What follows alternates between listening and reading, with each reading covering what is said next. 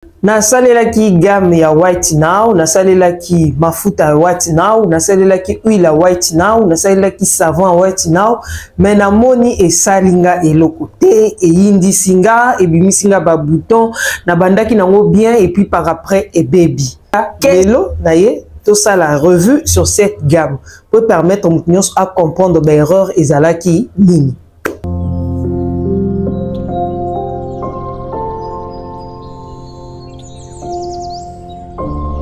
Voilà, mbote de partout. Merci les sous andenge tokuta lelo. Et ça toujours plaisir pour Nabiso. Ya koye bake buzawana, ya kobeta masolo na bino, ya ko échanger na bino. En tout cas, soyez les bienvenus dans Coloris Club 84. Alors, dès d'abord qu'il est l'autre ça la revue sur cette gamme, il y a White Now. Pourquoi White Now ba te belé bazo ki ba difficulté nango ou bien ba tumususu ba c'était là ki nango. Voilà, avant toute chose, il faut koye bake ezalaka na ba gamme mususu ezalaka importante ou nécessaire te ya kosalela ngo gamme. Et na ba produit mususu bongo. Il faut osaler la produit moko pour trouver résultat. Ou associer ngo avec d'autres ingrédients pour trouver résultat. Et puis eza ba produit mususu ba salela ka long terme te, c'est-à-dire que osalela ngo pendant temps moulaï. Mususu romona une année, mususu 2 ans, mususu 6 mois, non. Il y a des produits où va salela ka juste pour la peu de temps pour répondre na problème aux zala kinango. Les andérimoko na ba gamme o ya White Now. Oui, na mona qui par-ci par-là ou na mona ga par-ci par-là, batu baloba non, eza ya faux, ya tout eza ya fauté. Eza esali linayo, nde esali que o se retrouver na situation wana. To bandi nanu na lotion. Lotion ya White Now. Lotion na présenté la bino na loba que c'est une lotion clarifiante. Il betaka c'était sur yango une lotion clarifiante. Parce que eko permettre yo okomako distinguer ba produits aux salila. Il y a des lotions clarifiantes, il y a des lotions éclaircissantes, des lotions hydratantes, des lotions nourrissantes et une lotion réparatrice. Ce qui obandi ko différencier ba produit wana nyonso wongo oye ba nini okosalela pour na quel objectif.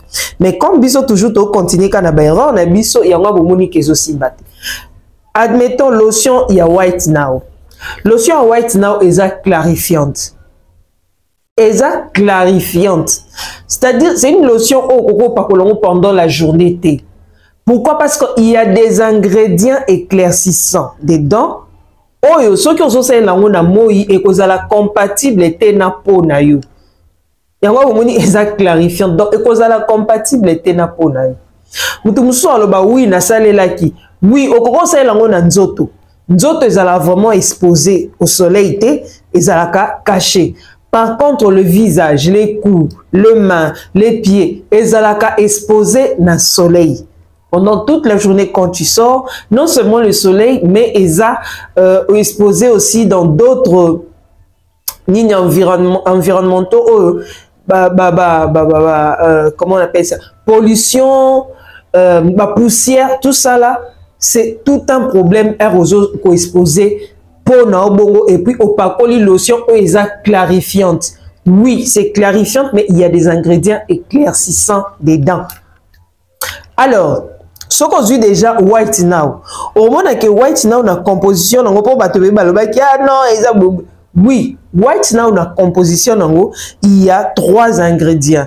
Il y a bêta-carotène, acide de fruits, extrait de plantes. Mais ça déjà acide de fruits AHA. Ce sont des ingrédients éclaircissants. Les lots la hydroquinone, il n'y a pas l'hydroquinone dedans. Na mafuta oyo il y a White Now. White Now yango mafuta nango. Mafuta oyo il y a White Now. Lotion ezali, crème pe ezali. Donc il n'y a pas hydroquinone eza na 4 awate na mafuta o hydroquinone ezate eza na ba ingrédients éclaircissants na expliqué déjà ba AHA eza nini. Aujourd'hui il y a des ingrédients, beaucoup d'ingrédients oyo ba osalela biso yango bazo bendela yango pona kosala na cosmétique ndenge moka na sucre. Il y a des ingrédients éclaircissants aux huiles curcuma, aux huiles citron. Donc à chaque fois il faut autant. Allez, si vous avez un moi, vous avez la mafuta eza clarifiant. Et poser au problème. Mutumso eko s'adapter na pona mais mutumso eko simbete d'où okomona oyindi o perdre teinte nyonso o ozalaki nango.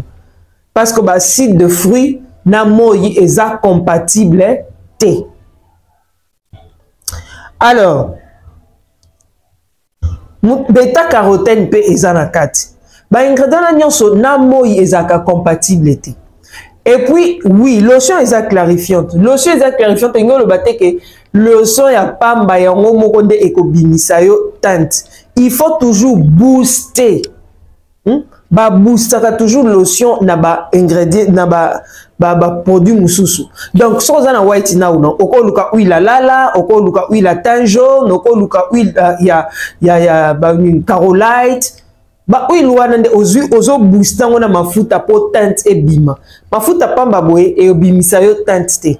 Sauf ce qu'on aura déjà pembe, mais malgré pembango et qu'on a vraiment nini frappante. Et puis bien white now, le quoi est clarifiant. C'est mieux au utiliser atteindre ba concentré n'importe quel concentré et qu'on a compatible parce que ça clarifiant. Au quoi ka pété que nous autres chauffer au malgoche ba concentré na on a 4 il y a lotion na yo. Au lieu à rosoir aucun de celles na huile, au conseil la concentrer dans n'importe quelle huile. Mais aucun de zoate white na au dobo il y a lotion aux yeux sous ma foute à white na au salé na 4. Non non non non. Et ça quand ça l'ingrédient mo do aux autres tourner car l'ingrédient na mo yo moni et simba kyote. Alors deuxièmement, si tu as mafuta na biso et huile plutôt, il y a white now. Parce que beaucoup de gens, bazaki na souci wana ya huile, il y a white now, non, huile eza, il y a mabe, huile eza boye, huile yango, il y a white now. Boye bien, très bien. Boye huile oyo, il y a white now. Huile ezaka clarifiante et puis ezana huile nango bakomaka éclaircissante likolo po mon pepe mo eyaki oh non huile éclaircissante ça pirate eza pirate te eza deux choses oh wana ezana ba ingrédients éclaircissant na kati oyo bomona bakoma clarifiant eza na ingrédient clarifiant na kati oyo esala bona bêta carotène po eza même composition na ba mafuta oza na bêta carotène oza na acide de fruits oza na extrait de plantes eza ndenge moko po nyonso eza ba produit ya lana laboratoire à lana nyonso eza ba produit ya lana donc eza huile moko clarifiante soki osaleli yango eke symbiote parce que eza compatible na pono ou soit opakolaki yango na moyi tina elongi. Or il y a des huiles au bachaka à moyi te eza huile pour le corps donc zoango pakolango uniquement na nzoto mais soko lingi pe huile o esala au début au conseil lango une fois deux fois trois fois te quatre fois te donc peut-être un mois 2 mois 3 mois au tikiango ok ina eloko mususu mais ça te ko continue même huile wana pendant soko non esalenga bien non non non. Et ça, huile mo saleli une fois, 2 fois au tiki, voire même une fois kaka. Mais ce qu'on lingi est à plus na baïka, boostant avec n'importe quelle huile éclaircissante. Au boostant, ça li mélange à huile wanande et hormone kobimisa yo éclat. Au sali mélange à huile. Donc, au luki n'importe quelle huile, bato bazara peau dure. Sali langona huile alala, bato bazalaka peau sèche. Sali langona huile ya pau pau, huile ya yanini carolite et juste au mélanger des huiles pour booster teinte. Et puis quand tu fais ça, pour booster teinte, pour ça les langues uniquement le soir et non pas pendant la journée. Pour ça les langues pendant la journée, c'est compliqué. C'est compliqué. Ou soit si vous allez pendant la journée, c'est que vous allez la crème hydratante, Nicolo et Longinayo, et puis aux huiles crème anti-solaire pour se protéger. Ce que vous pouvez on a mélange Luca huile pour le visage pour au salé que est compatible au salé tous les corps et non pas aucun de Luca sous huile moko uniquement pour les corps pour bien vous en attend en temps gâté. Il y a des huiles uniquement pour les corps donc ce que vous huile au salé litina nzoto faut la huile wana so les pour le visage donc vous sommes so mutu moko ya bimisika pumba ngozui OK botangaka. Alors pour finir, on parle du savon. Savon, il y a white now. Pour biso soto mona ki a savon, savon, savon, savon. Savon à white now yango. Ce qui est bien avec savon et White Now, savon et White Now est gommant et éclaircissant. C'est bien mentionné, gommant et éclaircissant. Bah, commis clarifiante. Donc, c'est la même chose. On a ici, huile wana, huile wana dans le beau, et pirate, ça n'a rien à voir. Huile wana est éclaircissante et huile éclaircissante. Ok? Savon est éclaircissant et gommant. Donc, au conseil les langues à long terme, tepo eza gommant, ezo gommé yo. Ko gommé et permettre qu'à ce que au longo là, c'est bon, poter, donc au facilité renouvellement cellulaire. Si ko yo ozo zwango au sel lango pendant un long moment, non.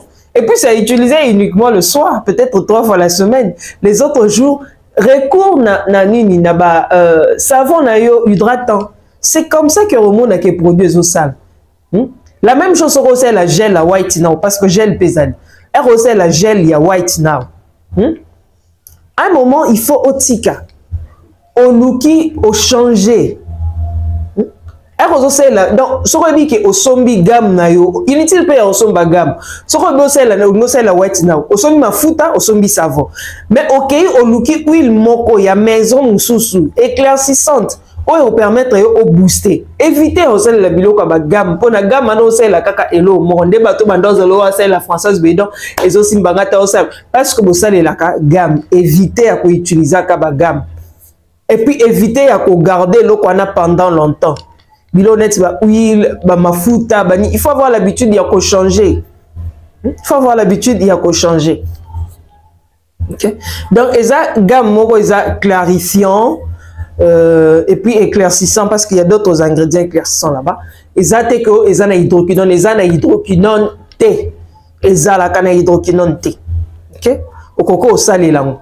Non, son asaleli mafuta huile nango au moins esenga ba bouton oui parce que ça compatibilité na pona donc elinga ko salela na nzoto so ko mona elonge sibite tika ngoka na nzoto pendant la journée oui tu peux appliquer ça au corps il y a pas de problème mais pas sur ton visage na kata nzoto appliquer au tamboli nango ça c'est pas un problème mais les longi il faut faire attention il y a des histoires qu'on applique uniquement le soir sur les visages.